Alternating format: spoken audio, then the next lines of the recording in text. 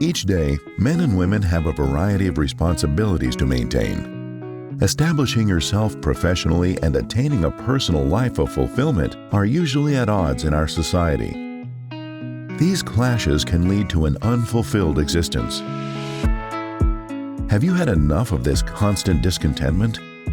It's time to change your perspective at Live Life Wealthier. Listen in on conversations that reveal the keys to living a full life. Learn how to achieve true wealth in the 4 realms of L.I.F.E: love, inspiration, family, and enterprise. This is your guide to breaking free from a rut and maintaining a healthy balance between your personal and professional lives. Marta Skeek-Herrick is your host.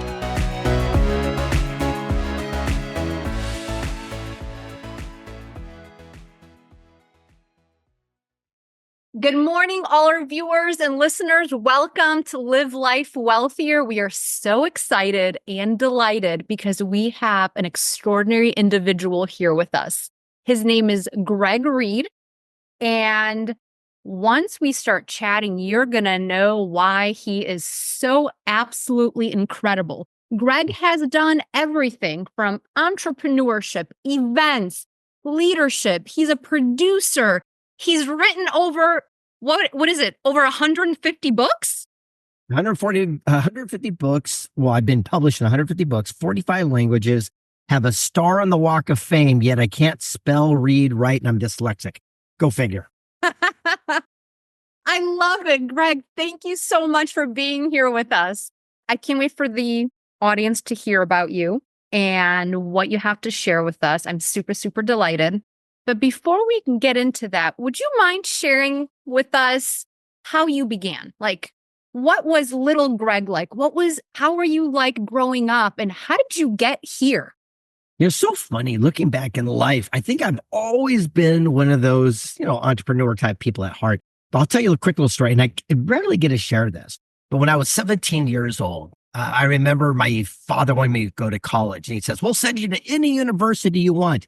And I said, nope. I just want to move out and I want to get into sales and marketing. And he looked at me and he says, son, you're never going to make a living talking to people. And I remember when I was like 20, I made my first 6-figure income and I sent him my W-2. Said, dear dad, remember when you said I'd never make a living? And it's become the running joke, obviously, in our family. But the reality for me is to never let another person or yourself talk you out of what you know to be true.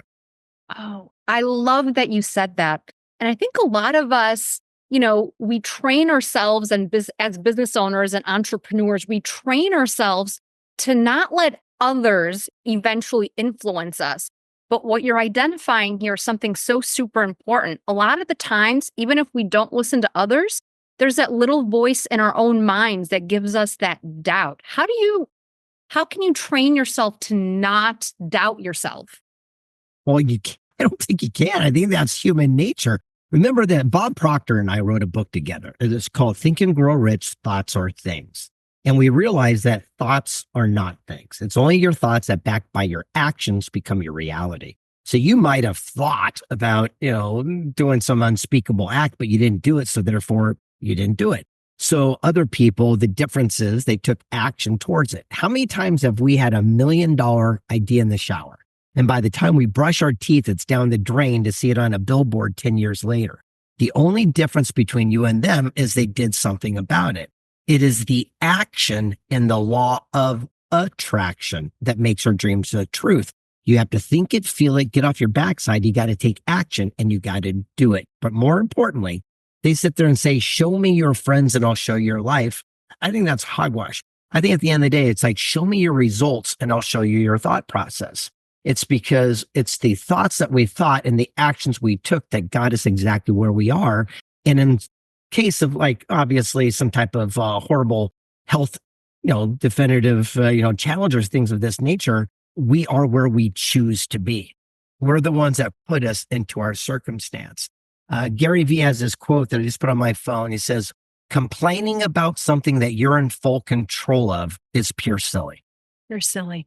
I love that. I love that. And I'm a firm believer in that. We're in control of every single thing that we do, and it starts with our thoughts. Cool. I'm really glad you brought that up. Now, so I'm sure you guys ask this a lot. Did you just think of publishing a book and magically just came out, or was this years? Were you an overnight success like that? Or did it take years and years and years to become these quote unquote overnight success? It didn't take years and years. However, it was a heck of a process. So again, everyone hears that I've been published in 150 books. What does that mean?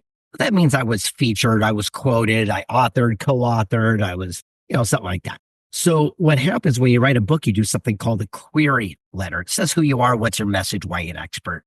As you know, I was turned down by 268 publishers, agents, and printers in a row for my first book. And again, I'm dyslexic. I didn't take it personal. Look, my book said like dog, boat, beaver, car. It made no sense. And in my head, it did, but to no one else. So finally, on the 269th one, they said, we'll do your book. Just change the title, beginning, middle, end. It was a mess. So I got a ghostwriter who recrafted it. And that book went on to inspire millions of people. So much so that one quote was shared 37 million times on an estimated value. It says, a dream written down with a date becomes a goal, and a goal broken down into steps becomes a plan, and a plan backed by action makes your dream come true. It's on bumper stickers, coffee mugs, t-shirts, a quote, again, shared that many times by a project turned down that many times in a row. And back to what we started off with, we cannot let another person or ourselves talk us out of what we know to be true. I knew I was going to do this. I just didn't know how. And as soon as we change that mindset to find a solution, all things are possible. Anything's possible. So true. Which book was this? That was called The Millionaire Mentor. In fact, if you go to the website, themillionairementor.com, you can get a free copy. Just download it. Oh my gosh, that's so amazing. And a lot of people have been, and I have the books here, a lot of people have been talking about 3 feet from gold. That changed a lot of business entrepreneur lives. How did this come into creation? Because you go into your perspective and how you created the book in the book, but can you share in your own words to our viewership how that happened? Yeah, so in 1908, a long time ago, a guy named Napoleon Hill was given a letter of introduction, endorsement by a guy named Andrew Carnegie, which was the richest guy in the world. And from there, he got to sit down with all of his friends and write the first ever formula for success called Think and Grow Rich.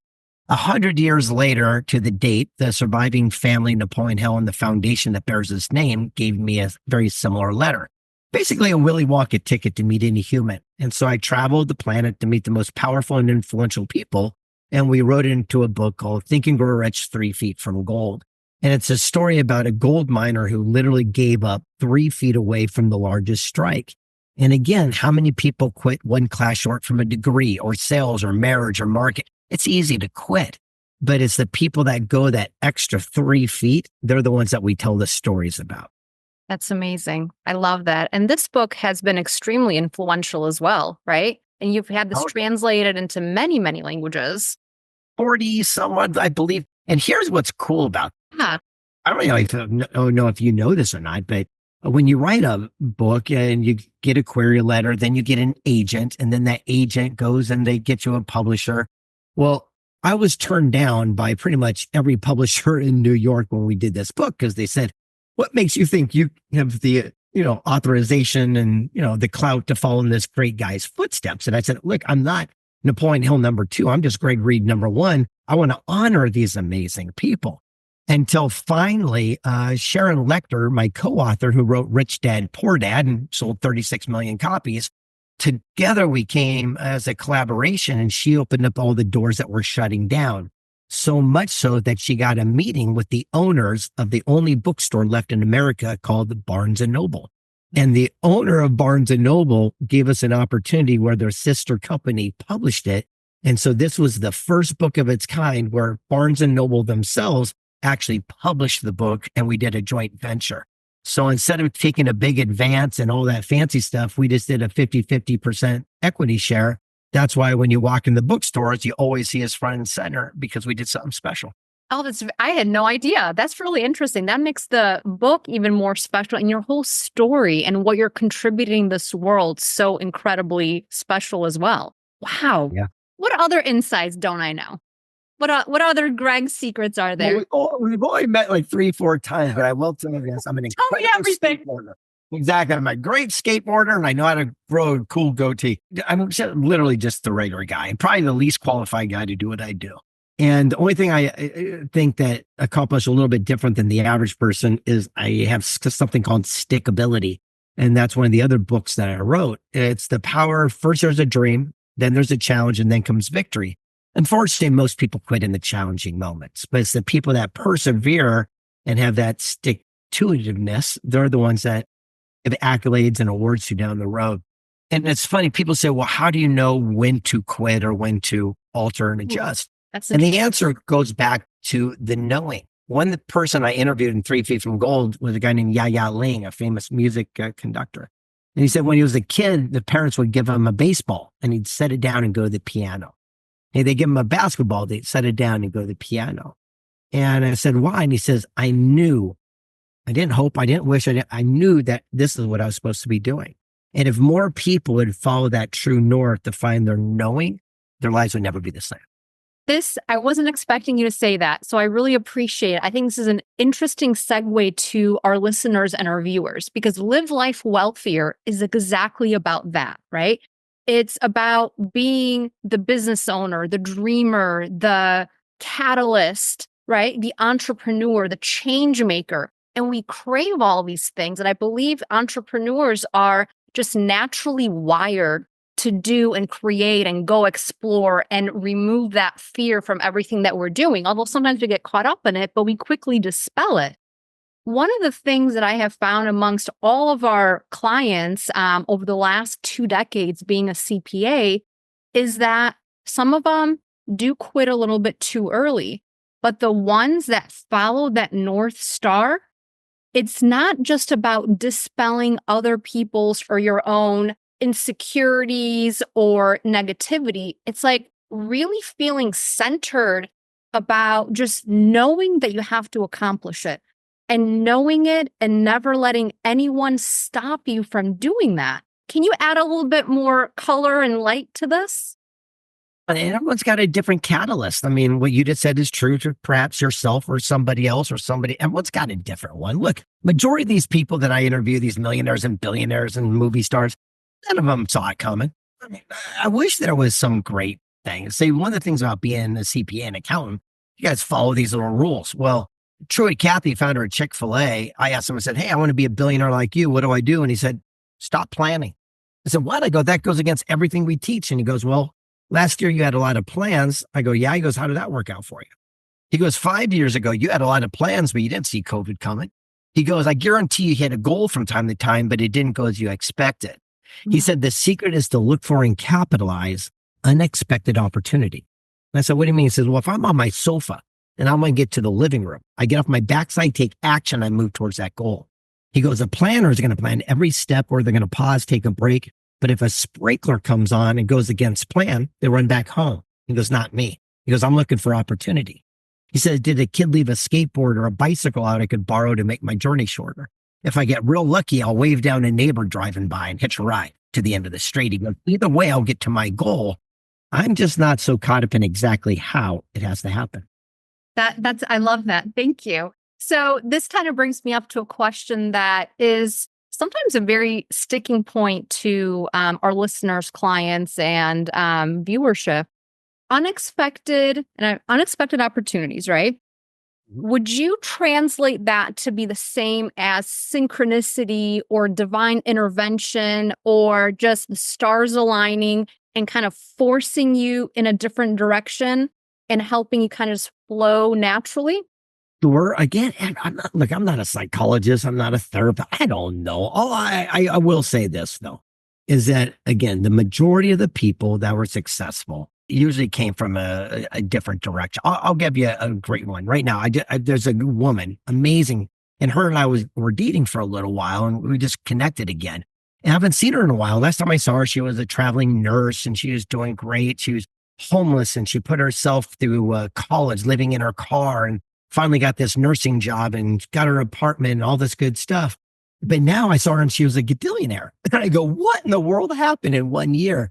And she goes, I work all these computer stuff and I was working some algorithms and I hit a button wrong. And it goes, but what happened is it solved one of the biggest challenges that Google had by accident. I ended up selling it to them for like a gajillion dollars. And she goes, so actually everything came because it was an accident. And I go, oh, that's interesting. And then the next person, and then the next person, then the next person. So we're sitting here grinding and doing these things and going to A to B to A to B. Yet again, if you look at like the founder of UGG boots, he had this idea for these sheepskin boots. He only sold 38 pairs first year. And I said, why in the world didn't you quit? He says, because I borrowed money from all my family and friends. I figured I have to sell the boots I made just so I can pay them back. And thank goodness Oprah put it on to her, favorite things and became, so, you start hearing these stories that are just phenomenal. Rob Angel, founder of Pictionary, one of the greatest board games of all time. Him and his 3 other college buddies would have a drinking game during school. And they would just take a dictionary out and pick a word and draw it. And all of a sudden the next day they'd all be hung over. And Rob said, hey, this could be a great board game. And he said, what do you think, guys? And they go, oh, that's silly. You run with that. Well, sure enough, he did and became a gadillionaire. So all I see is time after time, because I sit down with these people expecting these great epiphanies of words of wisdom. And they go, I fell into it. And so I think they're more success and people that are the cardboard king of Wisconsin, or the guy who invented the spork, or, the guy who created sriracha. It's so funny. His name's Dave. And I said, Dad, I want to interview you and tell your story. He goes, dude, I took what's common sense to us in our own world is genius to somebody else. And the moment we realized that we could capitalize on that, that's the time that things started adjusting. What common sense to you is genius to someone else. And here's what Bob Proctor taught me. He said, find a way to get paid money to do what you're already going to do. Oh, and that only enhances your journey. You're not fighting against what you have to accomplish for the checklist to pay the bills, to do whatever you need to do, right? You're just kind of doing. Oh, I love that. It's funny. Yeah, when we did 3 Feet from Gold, I invited probably 300 some odd people to go with me to meet the founder of, Remax, NASCAR, Miss America, Mrs. Fields Cooking, Kick Action one side, get the kids out of the house one side, get the big break. Once I get time off work, everyone had an excuse. No one came. And so when I was explaining this to my mentor, he says, well, next time you do a book, just charge people to go with you along this quest. So that's what I did. And there was a line of people out the door and $1 million before I wrote the first word for the next book, because I was going to go on the mission. But now everyone wanted to go with me on this quest to meet these amazing individuals that we're going to do, which looks like Secret Knock, where now people pay a lot of money to come to these gatherings where I get to introduce them to the friends that I've met along the journey. Hence capitalizing on the genius to someone else, but it's something that you're going to do anyways, right? Correct. Well, you came to my actual home where I did an event called Prosperity Camp. It was interesting. I live here. My commute was from upstairs to my bedroom downstairs. And I brought in the founder of E! Entertainment and movie producers that won Oscars and all this different stuff, just the people I hang out with.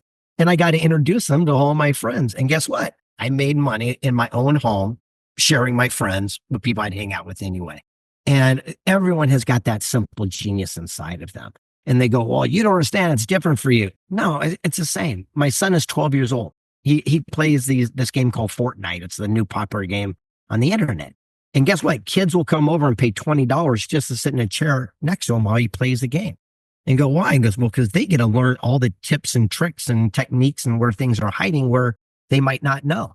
So what's common sense to my son is genius to somebody else. Now, did he figure that out to charge, or did you figure it out that he needs to charge? Both. And he's more brilliant than I am. Trust me. Recently, he came up to me and he goes, hey, I want this motorcycle. It's like a dirt bike. It's called a Suron. I remember he was only 11 years old. And they go, how much is it? He goes, like $5,000. I go, not gonna happen. And he goes, no, Dad, you understand. How can I get this bike? And I'm like, oh, that entrepreneur reverse psychology. Right? And I said, well, if you can come up with this X amount of money, I'll match it. And then you can take some money that you saved up, blah, blah, blah. And it owns American Hat Makers, the biggest hat making company in the world. And he said, hey, if I can get influencers and movie stars and celebrities to wear your hats, we went and got all these people to wear these hats. And sure enough, he raised enough dough. And now he's zipping around town on his brand new bike. Amazing. All right. So real quick, our internet's cutting out just a tiny bit. So there's one story that I would like to go back to real quick because it cut off right in the middle of it. Sriracha. You met the guy who invented sriracha and... Well, I reached out to him. So I believe his name was Dave, if my memory serves. And I just Googled him because I wanted to meet the guy who created sriracha. And I said, hey, I'd like to interview you, have you come in for my book and my project and stuff. He goes, no. He goes, I'm not worthy of that. I said, what do you mean? He goes, dude, I took a family recipe and we just expanded it and it took off and it blew up worldwide. He goes, we didn't expect that to happen. It's just something that we're doing. He goes, I didn't do anything special, reinvent the wheel. And I find that phenomenally impressive and humbling. Yet at the same note, that's what a lot of these people went through. They stumbled upon something or they took something that was common sense to them and it turned out to be genius to somebody else. Love that. And it's funny that you mentioned sriracha because our house is filled with sriracha.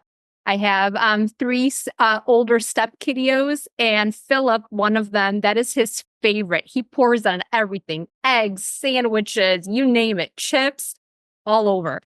Oh, wow. Fabulous. So one thing that I kept on thinking, and I heard someone say this, when you see all the dots in front of you, it's very difficult to see what they mean. But when you look in the rearview mirror, you can see all the dots connected and all those little accidents, all those ideas, all those little things that you've done, like created the picture of where you're at.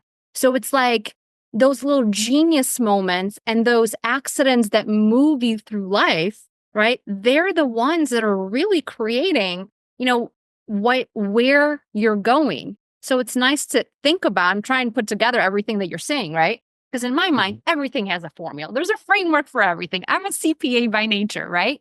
So, and I'm trying to come up with this framework. It's like, think positive, make sure you're thinking the right things, get everybody's opinions out of the way. And there's a saying about that, but it's not G-rated for this show. And look at all those dots and opportunities because all of them are there to serve you. Don't analyze them. Don't get into your mind so much where you're stopping yourself from moving forward because you're over analyzing the why. Just go with the flow. I mean, that's what you're finding with all these incredible success stories. And I would like to elaborate on this part is that successful people seek counsel and failures listen to opinion. What's the difference? Say that one more time. This is so important. One more time.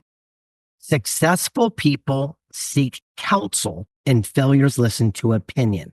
Opinion is based on ignorance, lack of knowledge, or inexperience, like wisdom, knowledge, mentorship. People. The internet cut out again. So let's repeat that one more time. Failure is... Okay. Successful people seek counsel where failures listen to it who've never done what you're about to venture upon, where counsel is based on wisdom, knowledge, mentorship. People have paved the way. If I went to a family friend and say, I'm going to write a best-selling book, they're going to try to protect me, to talk me out of it, to keep me safe because they know I'm dyslexic and they've never written a best-selling book. If I go to Mark Victor Hansen who wrote Chicken Soup for the Soul, he's going to say, sit down, here's what you need to know, and give you counsel based on wisdom, knowledge, mentorship.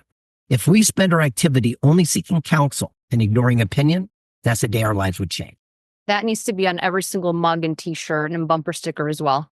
There needs to be like 1 million copies of those. Oh my gosh, I love that. And I'm bringing this down to our viewership as well. One of the things in Live Life Wealthier that's really important is creating that framework of how to operate a business in a way where you don't have to second guess what the next step is. And then the second part is to surround yourself by trusted advisors. And from what I have gathered over my 2 decades here, is the trusted advisors are ones that either have that really strong skill that you really need, outsource your weaknesses, right? Have that really strong skill, or have been there and done that, and they're a perfect mentor to show you which steps to take. Are we talking about the same thing here? Sure, absolutely. I mean, again, that's what I do. I mean, I'm not a rocket scientist by any stretch. So when I wanted to become a best-selling author, being dyslexic guy, I went to Barnes and Noble. I bought every best-selling book. I called those people up. I didn't go to the best written book section. I went to the best-selling section. Said, "What'd you do? What's the system? What's the racket?" They taught me. I duplicated it. Here we are. When I wanted to make movies, I didn't go to my Uncle Louie at the barbecue. I went to people that won Oscars and started, networks and said, "Hey, what's the system? How does this thing work?" And they said, "That's easy." In Hollywood, a yes means no. A no means no. A maybe is all you're looking for. I go, "What do you mean?" He goes, "When someone says no, it's just no. When someone says yes, it's usually their way of telling you no." And I go, "What do you mean?" They go, "Yeah, baby, we're going to make you a star. We're going to give you $14 million." He goes, "Don't listen to that. That's just a no." He goes, "All you're looking for is someone to say, 'Hey, sit down. I like that idea. Let's set up a meeting with the studio. I can get some figureheads together and see if we can get That's all you're looking for." And so once I learned the code and I learned the secret, it cut learning curve down to nothing because I already knew the answer. And that's the magic right there. By the way, I just learned something, so thank you. I appreciate that schooling right there. But yes, the learning curve, bringing down the learning curve to zero, following proven formulas, talking with your advisors, getting good counsel, finding and following a formula that works. But once again, going back to what you're saying, don't get caught up in just the formula because your genius may be a little bit different than something else that someone has followed. But at the end of the day, my point is to our community that business is business. It doesn't matter what idea you have. At the end of the day, business operates like a business, but it's that extra pizzazz, that extra je ne sais quoi, right? That's what makes it super, super special. It's so funny that word you just is or whatever that is, being dyslexic. And it's so funny. Why did they make the word dyslexic the hardest word to spell for dyslexics? I've never quite understood that concept. Yeah. Now, I'm gonna give you one of the greatest little ahas and tips before Please. we wrap up here. Is I remember I was doing a podcast, I don't know, a couple years ago, and they were talking about my son. And my son's a brilliant kid, and he says, "Do you give your kid money to do things he does not like to do around the house? I like mow the lawn, make the bed, take out the trash." I said, "Absolutely. I want to teach my son the power and respect of earning their money." And she looked at me and she goes, "That's a shame. I expected more from you. You're ruining your child forever." I said, "Teach me, student's mindset." And she goes, "Think about it. You're training your child from the earliest of thought, the earliest of memory. The only way to get paid money is to do something he doesn't like." And I sat him down and says, "Hey, you know what? You make these really cool videos and I've got a lot of followers on social media. From now on, make all my clips and I'll pay your allowance doing what you excel at. And how about you make the bed and you take out the trash? We'll call it a contribution back to the lifestyle that you live." But by changing that paradigm, the conversations change. So now when he wants new tennis shoes, he comes up and say, "Hey, Dad, the new Jordans are out. How many videos do you need?" That's amazing. That's such a small shift, but that's an incredible shift. And at the end of the day, we want our children to be the future and follow a better path, right? So it's untraining ourselves to train them in the new way, right? That's That's You know amazing. what? I'm going to try that with my kids too. Right. And it even goes down to this finance stuff. I mean, and again, you're probably way more successful financially than I am. On the same note, I did it in a different way than the average person. Yeah. Because if you look at something like Warren, if you look at the Buffetts and you look at all these Mungers and all this different stuff, there's an old saying, would you trade your life for that outcome? And 100% not. I would never want to live in the same exact house and drive the same car and eat at McDonald's every day. Pass. I don't care how much money. Pass. So that's not my lifestyle. On the same note, my son, when he was 7, said, "Hey, let's go put this in the bank." He says, "No, go buy me a Bitcoin." I go, "What the heck's a Bitcoin?" So sure enough, we open up an account, put it in there, and now my kid's worth a lot. And he's 12. And so by the time he's 18, he'll probably be a millionaire because he did financial things early in life, which again goes against everything you're probably teaching us as a CPA about putting into bonds. It's cool to have an open mind to see just because it's been done one way doesn't mean it's the best way. I love that. And correction, respectfully, I don't teach people to invest in the traditional way. Yes. And plus, I'm not an investment advisor, so I can't tell them how to invest anyways. So kind of bringing us to this book, right? You came up with Wealth Made Easy last year, right? Oh, I don't even know. I mean, who knows, right? I know. The best thing about that book, honestly, is the guy who ghost wrote it with me. His name is Gary Krebs on the cover of the book. Okay. So he is, he's the former publisher of McGraw-Hill Publishing Corporation. Oh, no kidding. Get out of here. What we did is we traveled the world to meet people worth $100 million to $1 billion. And I sat down and interviewed them with a video recorder. And then we took the greatest golden nuggets, and then Gary, digested it into simple sound bites. So every single page you open to is their words of wisdom. Yeah. And none of it was rocket science. That's the best thing. Like the guy who made $1 billion in dirt and raw land for a little bit of property. I look for a town that's growing exponentially at 25%, 30. He goes, I look for Broadway, Main Street, and I draw a line out 8 miles and I buy that dirt. I rent it to farmers. They pay the lease on the land, so it's free, and I get vegetables for many years. And as the town continues to grow at 25, 30%, eventually it ends up on my plot. And since I own the biggest amount of land, I resell it to big box stores for 800 times what I paid, $1 billion. It's so brilliant, yet so simple, right? That's the crazy part. That's the crazy part. I actually love this book. I absolutely love this book because you're right. When you open up every single page, and coming from the world that I'm in, right? Taxes, accounting, profits, revenue. This is just a perfect no-brainer just to give people that enlightenment and those nuggets that you don't have to follow the traditional path. Like your son. Oh my gosh. What a genius. You're very blessed. And it's so funny. It's also being willing to change your paradigm, what you know. Because again, all we know is all we know. It's the same thing in any religion. No one is born into that religion. It's their family that brings them up. It's that knowledge. It's that thing that's embarked. Same thing. No one is born a American. They just happen to be born in America, right? So the whole thing is all we know is all we know. If you're the smartest person, I believe, on the planet, well, all the smartest people do is they're not only willing to open and change their mind and perspective, they're seeking it on a nonstop basis. It's called TTE, talk to everyone, because everyone we meet will know something we don't know. Yeah. Very, very true. Very, very true. It's interesting following you and seeing, what you're involved in, because like your natural environment is this space of anything's possible. Anything's possible. And it's just so refreshing to see that. Because even and energetically, like even when I talk to you or we communicate, it's always absolutely, let's just figure it out. Let's figure it out and see what's possible. Like you don't have these very rigid boundaries or like expectations that will hinder a lot of people from maybe potentially exploring an opportunity. There you go. Look for and capitalize on unexpected opportunities. And I guess part of that also is to the willingness and the desire to share is information openly. Most people hold their wisdoms to themselves, where I like to share everything I learned. And again, it's a student's mindset. As soon as I learn something, my first instinct is I want to go share it with the world. I don't want to hold it and, retain it. I just want to share it. And by doing that, people share their wisdoms more and more with you. And that's how you get all this information, knowledge, and experience. And again, we also have to be open to shift. Like, for example, right now I'm going through a shift. I'm 60 years old.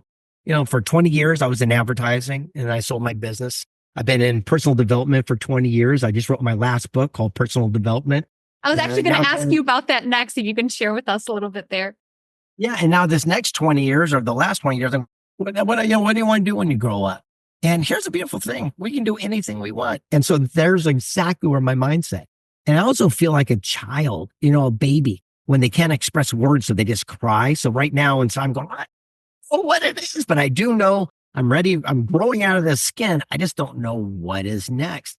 And when all things are possible, it's like a smorgasbord. It's hard to choose. And it's exactly what I'm going through. So we're doing Secret Knock in Las Vegas in a few weeks. And my goal is to share this with everyone because I'm seeing that a lot of people are going through this right now, especially people in their second stage of life where they're going, look, I did the marriage, I got the kids out, started the business, I closed the business, I worked in the factory for 30 years. What's the next chapter? And I believe I would like to become a beacon to help guide people through that quest so that they can live their best life. I love that. I love that. Do you have any specific ideas of what you're thinking about doing? Or is that a hush hush for now? No, I just told you, I have no say. I'm going through everything. I'm going, hey, maybe, look, the reason I stopped writing books is I go, look, no one's reading books anymore, period, right? And more importantly, I go, I could write another 100 books and let's say 1 million people read those books, which is phenomenal. It's just absolutely amazing. But my movie, like Wishman, was seen by tens of millions of people. So one action impacted tens of millions. These other, I have to do a lot of actions that do a small percentage of that. So now my brain's going exponentially leverage. How can we do it? How can we use something called the fulcrum? A fulcrum, a real simple from people who don't understand. If you have a leverage right here and you put in the middle, you got a little seesaw. If I wanted to lift a truck and I put the fulcrum over here, it would be impossible. But if I move it over here, you could do anything because you have the right leverage. So my brain is going, what is that? How do I want to move that fulcrum to impact the most lives, including my own and my son's, in the best way possible? But back to personal development. And this is a different topic, but it's one that sticks with me so hard. So here's what it is. You personally, and everyone watching this, the one common denominator we all have is this. We want other people to have success sometimes more than they want it for themselves. And we have all done our best to bring people with us. And yet they fell short, even though saying they want to do it, but weren't willing to take those actions. And we get so frustrated and we want to help people and fix them in this whole bit. Yes. And in that book, there was an interview done that I saw online that I put in here by Tyler Perry, the movie guy. And here's what he said. Stop trying to drag people up a mountain with you, because most people cannot breathe at 15,000 feet and you're only going to kill them. He said, bring them up to a plateau that they can acclimate while you continue to ascend, and hopefully they'll catch their breath so they can join you along the journey. Wow. Wow. I got goosebumps. Wow. Yeah. It's, right? Yeah. I mean, I could look back, and I'm sure you can look back at times where exactly that's happening. And then when we're pulling people with us, I mean, we get tired. I get tired. Maybe you get tired too. So what an interesting perspective. Because now when I look at that, I don't feel guilty. You know, it's like I'm doing them a service by just letting them breathe and rest. But I'm not going to stop. I'm still going to continue going, but just rest right here. You're good. Yes. Mel Robbins, in that personal development book, she wanted me to put this little thing in there. It's called the let them theory. And what does that mean? It says, how many times people don't invite you to a party? Let them. What if your spouse wants to get ahead on a TV show where you're watching together? Let them. What if your kids don't want to go with you to the family barbecue that you've let them? And as soon as we start changing our perspective of trying to drag everyone that doesn't want to go, is not a willing participant with us, it really frees us up to be our best selves that we can be. And I got to wrap up because I got 18 million things going on, but I want to say thank you for having me. You know, I'm one of your biggest fans, so I appreciate you giving me a couple minutes. Thank you. I really appreciate you. Thank you so much. I look forward to interviewing again in the future, and hopefully you'll be able to join us for one of our events in the future as well. The answer is yes. See you later. Bye. Yes. Bye. All right. Beautiful. See you later. Bye.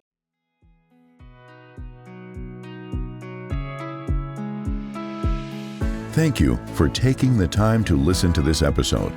May this discussion serve as a gentle reminder that living a fulfilling and purposeful life is possible. Take charge of your life right now by cultivating relationships, drawing inspiration, nurturing love, and expanding income streams. Visit livelifewealthier.com for additional conversations that will provide you with life-altering aha moments. That's all I have for now. Until the next time, take care.